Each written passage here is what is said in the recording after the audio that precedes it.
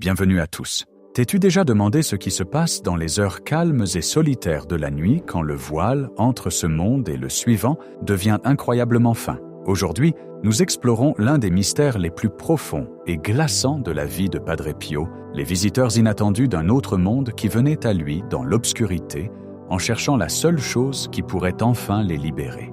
Avant d'entrer dans le calme de la cellule de Padre Pio, je t'invite à faire de cet espace un sanctuaire. S'il te plaît, laisse ta prière personnelle ou le nom d'un être cher disparu dans les commentaires ci-dessous. Si les mots t'échappent, un simple « Amen » suffit. Et je demande un petit acte de charité. Trouve un frère ou une sœur dans les commentaires et réponds avec un mot de force comme « Que Dieu te bénisse » ou « Je prie avec toi ». Assurons-nous que personne ici ne prie seul. Quand nous pensons aux grands saints, nous les imaginons souvent dans des moments de foi triomphantes, accomplissant des miracles publics ou entourés par des foules de fidèles. Mais pour vraiment comprendre Padre Pio de Pietrelcina, nous devons détourner le regard des foules. Nous devons voyager vers les montagnes isolées et escarpées du Gargano, dans le sud de l'Italie, jusqu'à l'humble couvent de Notre-Dame des Grâces, à San Giovanni Rotondo, et nous devons regarder vers la nuit. Pour Padre Pio, la nuit n'était pas un moment de repos. Son corps physique, marqué par les blessures atroces du Christ, trouvait rarement le réconfort dans le sommeil. Mais au-delà de la douleur physique, il y avait une réalité spirituelle qui le tenait éveillé. Pendant que le reste du monde dormait, le vrai travail de Padre Pio commençait souvent. Sa tribune et les couloirs silencieux du couvent devenaient un carrefour entre le temps et l'éternité. Padre Pio possédait un don spirituel, à la fois magnifique et profondément terrifiant pour l'esprit humain. Il lui fut accordé la capacité de voir, d'entendre et de converser avec les âmes du purgatoire. Ce n'étaient donc pas de simples visions ou des rêves fugaces. Ils étaient aussi physiquement présents, aussi réels et aussi solides que toi ou moi. Ils venaient à lui au cœur de la nuit, franchissant le seuil de l'éternité pour se tenir devant un humble moine.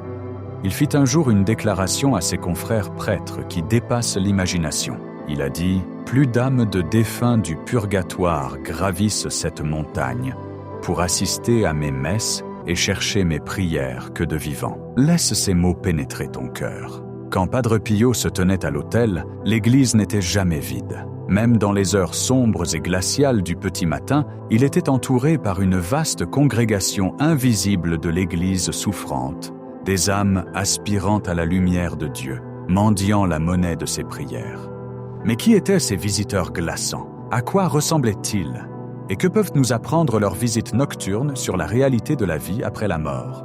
Pour comprendre cela, nous devons retourner à une soirée d'hiver glacial pendant les années tumultueuses de la Première Guerre mondiale. Le couvent était silencieux, le vent hurlant contre les épais murs de pierre. Padre Pio était assis seul dans la chambre d'amis, blotti près de la grande cheminée, essayant d'attirer un peu de chaleur dans ses os douloureux. Le feu s'était éteint pour laisser place à des braises rougeoyantes. Il était profondément en prière, son chapelet glissant entre ses doigts blessés.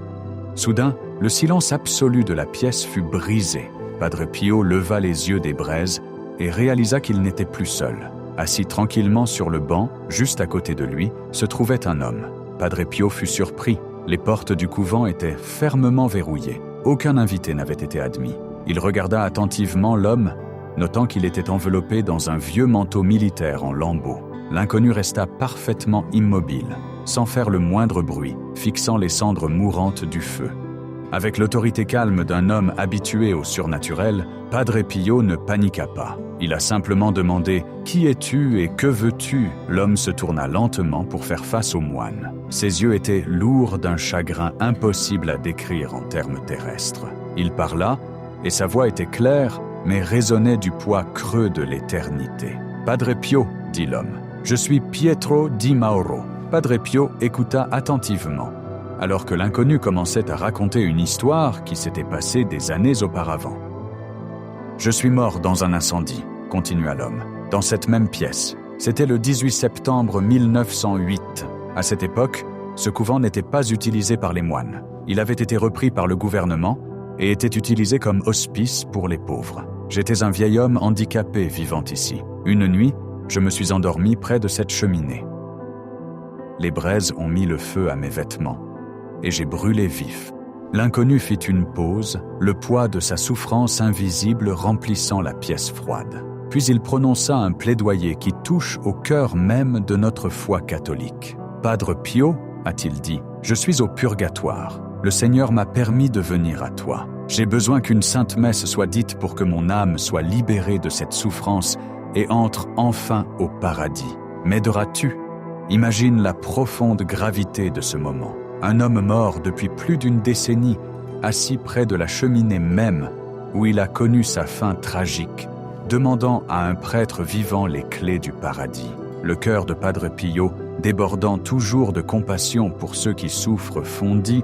Il regarda Pietro di Mauro et dit « Sois assuré, demain je célébrerai ma messe pour ta délivrance. » En entendant ces mots, l'homme ne sourit pas, mais une paix profonde sembla s'installer sur son visage. Il se leva, regarda Padre Pio une dernière fois, puis juste sous les yeux du moine, il disparut complètement dans les airs.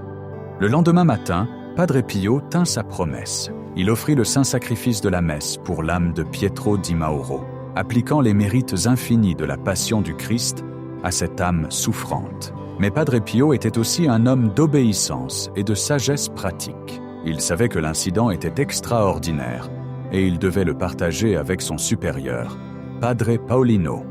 Quand Padre Paolino entendit l'histoire, il fut intrigué mais prudent. Il voulait vérifier s'il y avait une part de vérité dans les affirmations du visiteur fantomatique. Il descendit au bureau d'état civil de la ville, à San Giovanni Rotondo, et demanda à consulter les registres des décès de l'année 1908. Alors que l'employé tournait les vieilles pages poussiéreuses, les yeux de Padre Paolino scrutaient le papier jauni. Et là, écrite à l'encre effacée, se trouvait la preuve indéniable du surnaturel. Le 18 septembre 1908, un homme nommé Pietro di Mauro était mort dans un incendie dans le bâtiment qui était alors l'hospice, le bâtiment exact qui était maintenant leur couvent. Le registre correspondait à l'histoire du visiteur de minuit dans les moindres détails. Cette rencontre glaçante n'est pas une histoire de fantôme destinée à nous effrayer. C'est une révélation profonde de la miséricorde de Dieu et de la magnifique connexion ininterrompue entre les vivants et les morts. Pietro di Mauro a été autorisé à visiter Padre Pio parce que Dieu, dans son amour infini, voulait cette âme au paradis. Et il nous utilise, nos prières, nos sacrifices, et par-dessus tout, la Sainte Messe, comme le pont par-dessus le grand fossé. Mais la visite de Pietro n'était pas un incident isolé. Les âmes du purgatoire savaient qu'à San Giovanni Rotondo vivait un homme dont le cœur était une fournaise d'amour divin, un homme qui pouvait entendre leurs cris silencieux. Une autre nuit, pendant le froid glacial de l'hiver, Padre Pio descendait le couloir assombri du couvent vers la cheminée pour se réchauffer avant de se retirer dans sa cellule glaciale. En s'approchant de la lumière vacillante du foyer, il fut surpris de voir 4 autres moines capucins déjà assis là.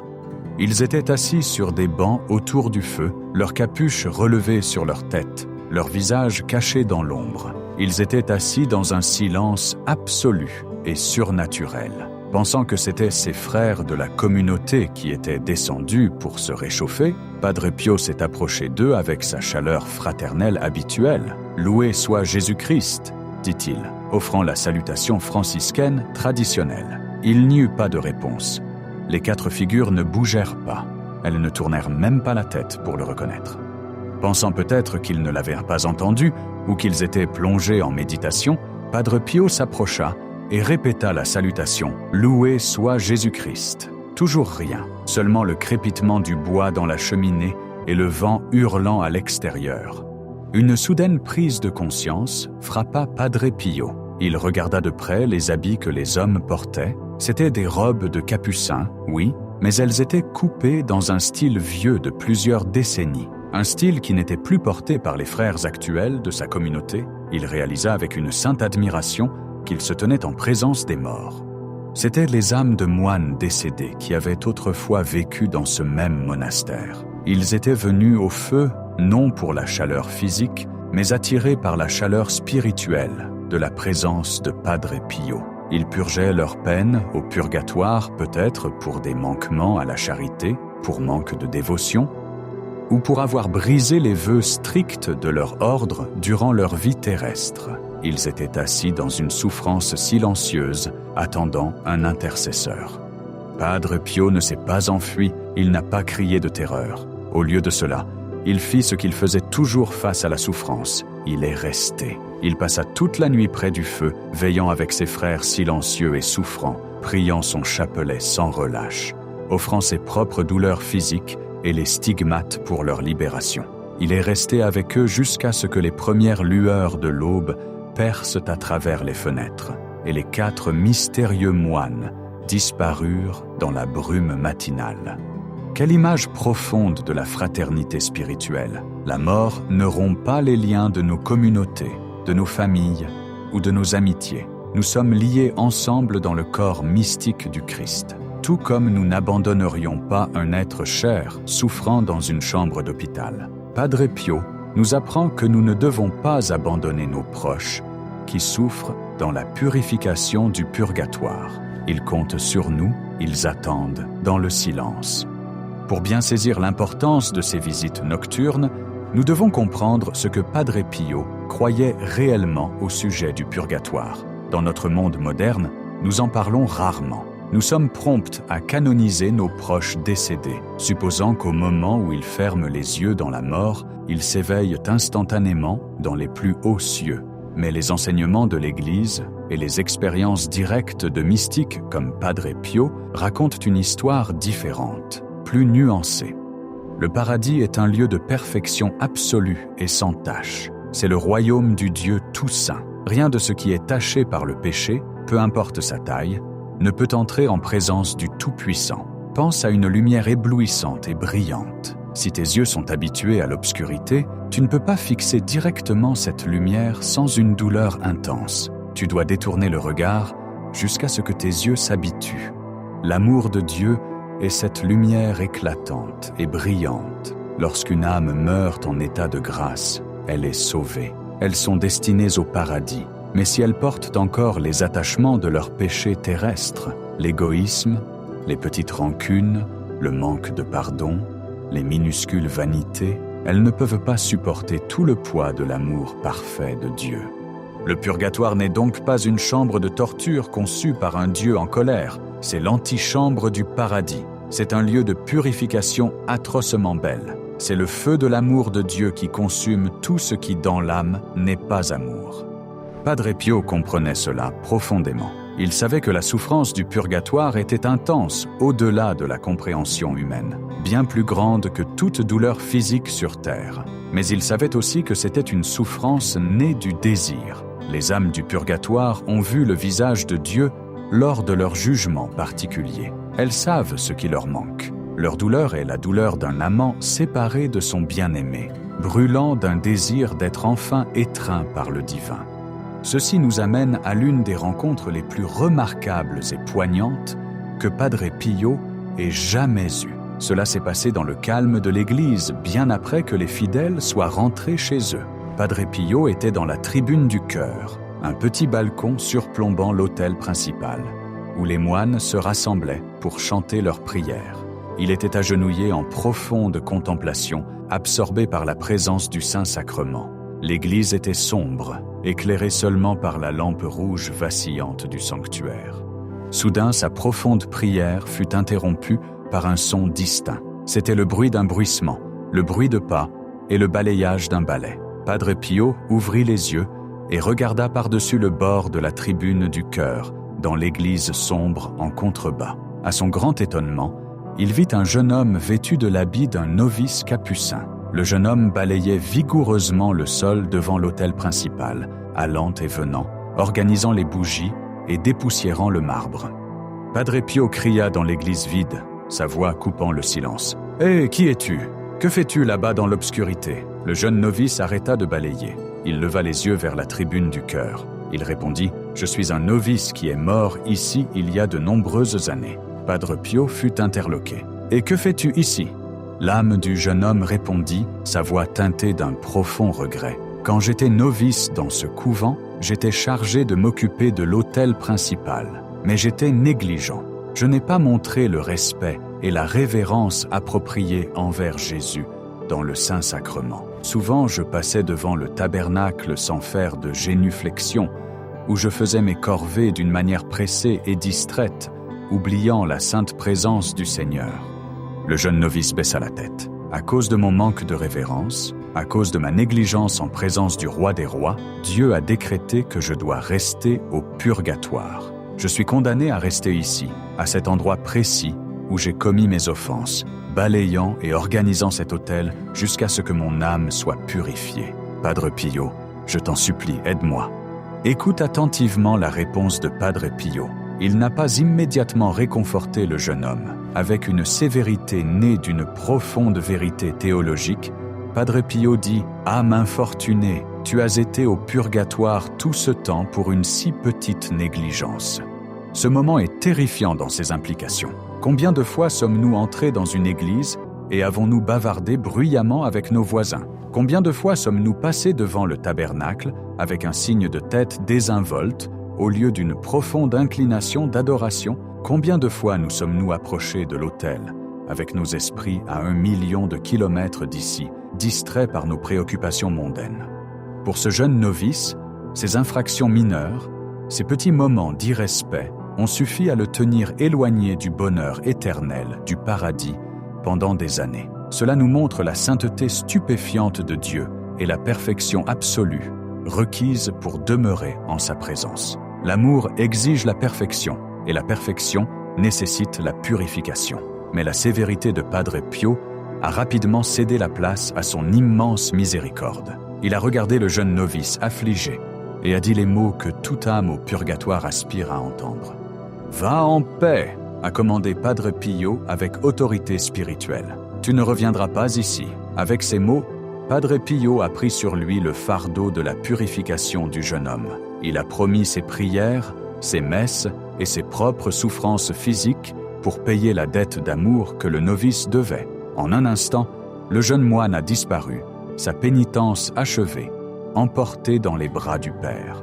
Quand nous entendons des histoires comme celle-ci, une question profonde surgit dans nos propres cœurs. Que pouvons-nous faire? Si le voile est si fin, si le besoin est si grand, comment répondons-nous aux cris silencieux des âmes du purgatoire? Padre Pio n'a pas seulement vécu ces visites, il nous a appris comment y réagir. Il nous a donné les outils spirituels pour devenir des intercesseurs, pour devenir les mains de la miséricorde de Dieu, plongeant dans les feux purificateurs. D'abord et avant tout, Padre Pio a enseigné que l'arme la plus puissante que nous possédons est le saint sacrifice de la messe. Il n'y a tout simplement aucune prière, aucune dévotion, aucune action sur terre qui puisse égaler la valeur d'une seule messe. Quand un prêtre se tient à l'autel et offre le corps et le sang de Jésus-Christ, les mérites infinis de la croix sont déversés sur le monde et sur le purgatoire. Padre Pio disait souvent « Si seulement nous savions combien une seule messe aide les âmes du purgatoire, nous risquerions nos vies pour y assister. » Il exhortait les fidèles à faire offrir constamment des messes pour leurs proches décédés. Ne suppose pas qu'ils sont déjà au paradis. Même s'ils y sont, aucune prière n'est jamais perdue. Si ton être cher est déjà dans la gloire de Dieu, la grâce de cette messe déborde comme une cascade sur une autre âme oubliée qui n'a personne d'autre pour prier pour elle. Deuxièmement, Padre Pio nous a orientés vers le chapelet. Il parlait de son chapelet comme de son arme, une expression célèbre. Quand nous prions le chapelet, nous sollicitons l'aide de la bienheureuse Vierge Marie, la Reine du ciel et de la terre. La tradition nous dit que Marie descend fréquemment au purgatoire pour y consoler les âmes, leur apportant le soulagement rafraîchissant de son amour maternel. Quand nous prions le chapelet pour les morts, c'est comme si nous laissions tomber une échelle dans l'abîme, permettant à notre Sainte Mère de tendre la main et de tirer ces âmes vers la lumière. Imagine-le ainsi, une âme au purgatoire est comme une personne piégée dans un désert brûlant, mourant de soif. Elles ne peuvent pas trouver d'eau par elles-mêmes. Leur temps pour accumuler des mérites est terminé. Elles sont complètement dépendantes de nous. Chaque « Je vous salue Marie » que tu pries pour elles, chaque petit sacrifice que tu fais, chaque fois que tu offres un mal de tête, une déception, ou un moment de souffrance, et que tu dis « Seigneur, j'offre ceci pour les saintes âmes », tu leur donnes une goutte d'eau fraîche, tu apaises leur douleur, tu hâtes leur voyage de retour à la maison. Il y a une autre histoire glaçante, mais profondément belle, qui illustre parfaitement ce concept de monnaie spirituelle. Un soir, Padre Pio se reposait dans sa chambre, épuisé par une journée éreintante à entendre des confessions. Soudain, un homme apparut devant lui. L'homme était habillé de manière élégante, mais son visage était rempli d'un désespoir frénétique. « Padre Pio, » dit l'homme, « je suis Julius, je suis mort récemment. Je suis au purgatoire et ma souffrance est immense. S'il te plaît, je t'en supplie, envoie un message à mon fils. » L'homme a ensuite donné à Padre Pio le nom et l'adresse exacte de son fils. Il a donné au moine un message spécifique. « Dis à mon fils d'arrêter de pleurer pour moi en vain, et plutôt de faire dire des messes pour mon âme. Dis-lui que ses larmes ne font rien pour soulager ma douleur, mais que ses prières ouvriront les portes du paradis pour moi. » Padre Pio, toujours fidèle aux âmes, a noté l'information. Le lendemain, il a envoyé une lettre à l'adresse que l'Esprit avait fournie. Quelques jours plus tard, un jeune homme est arrivé au couvent de San Giovanni Rotondo. Il était en larmes, tenant la lettre que Padre Pio avait écrite.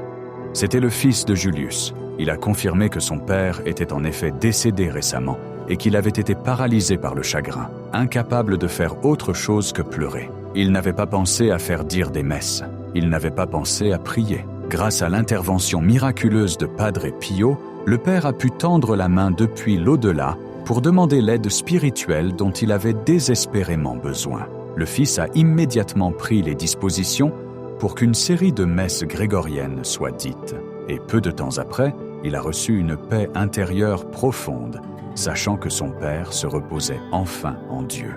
Cette histoire révèle une vérité cruciale. Les larmes sont naturelles, le deuil est nécessaire, mais le chagrin sans la prière est une occasion manquée pour l'amour. Si les âmes du purgatoire pouvaient nous parler aujourd'hui, elles feraient écho aux paroles de Julius. Elles diraient « Ne pleure pas pour moi, mais prie pour moi ». Elles ne veulent pas de notre chagrin vide. Elles veulent notre amour actif et militant.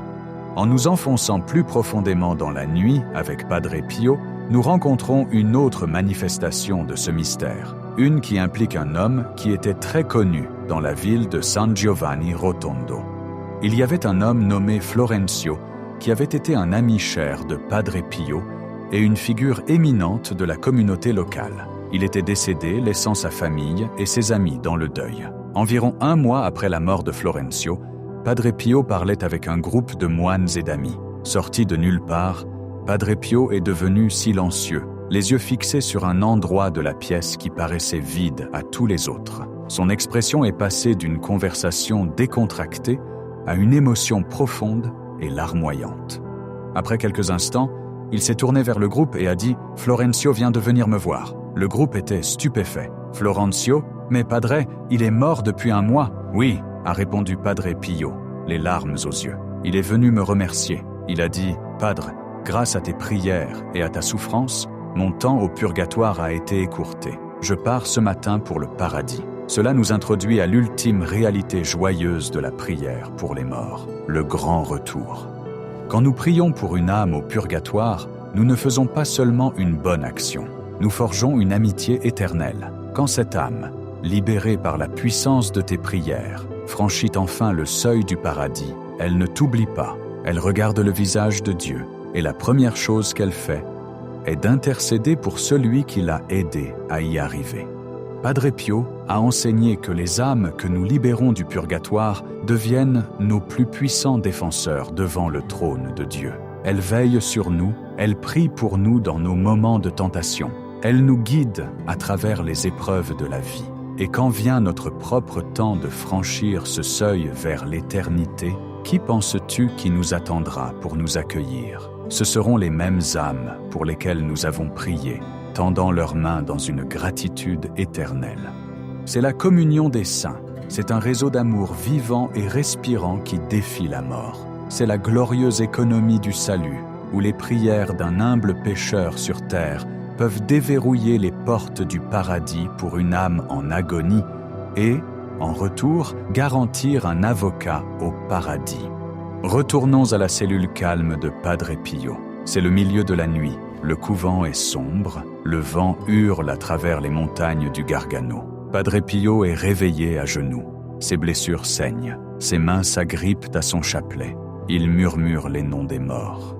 Il ne craignait pas les visiteurs glaçants qui venaient à lui dans l'obscurité. Il les accueillait. Il voyait au-delà de leur forme spectrale et de leurs souffrances atroces, et il voyait ce que Dieu voyait, de belles et précieuses âmes destinées à la gloire éternelle, ayant juste besoin d'un peu d'aide pour rentrer à la maison. Il a pris leur fardeau sur lui. Il a souffert pour qu'elles n'aient pas à le faire. Il les a aimés jusqu'au paradis.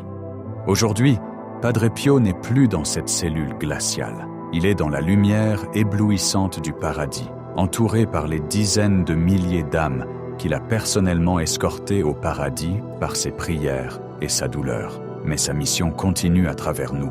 Nous sommes invités à prendre son chapelet. Nous sommes invités à assister à la messe non seulement pour nous-mêmes, mais pour la congrégation invisible qui attend dans l'ombre. Nous sommes appelés à être les âmes courageuses qui regardent dans l'obscurité et offrent la lumière du Christ. Alors, à toi qui écoutes ceci en ce moment, ne laisse pas le souvenir de tes proches disparus s'effacer dans le passé. Fais-les entrer dans ton présent par la prière. Dis leur nom à Dieu. Offre tes luttes pour leur paix. La mort n'est pas un mur, c'est une porte, et la prière est la clé qui l'ouvre. Alors que nous concluons notre temps ensemble aujourd'hui, prenons un moment de profond silence dans nos cœurs. Pense aux noms que tu as écrits dans les commentaires. Pense aux âmes qui n'ont plus personne sur terre pour prier pour elles, les oubliés, les abandonnés, les soldats qui sont morts dans des champs solitaires, les âmes dont les noms ont été perdus dans l'histoire. Unissons nos cœurs au cœur de Padre Pio et prions avec la confiance absolue que nos mots traversent le voile. Accorde-leur le repos éternel, ô Seigneur, et fais briller sur eux la lumière perpétuelle. Que les âmes de tous les fidèles défunts par la miséricorde de Dieu reposent en paix. N'oublie pas, tu ne pries jamais seul. Le voile est fin, le ciel écoute, et les visiteurs glaçants de la nuit attendent avec espoir dans leur cœur le magnifique son de ta prière.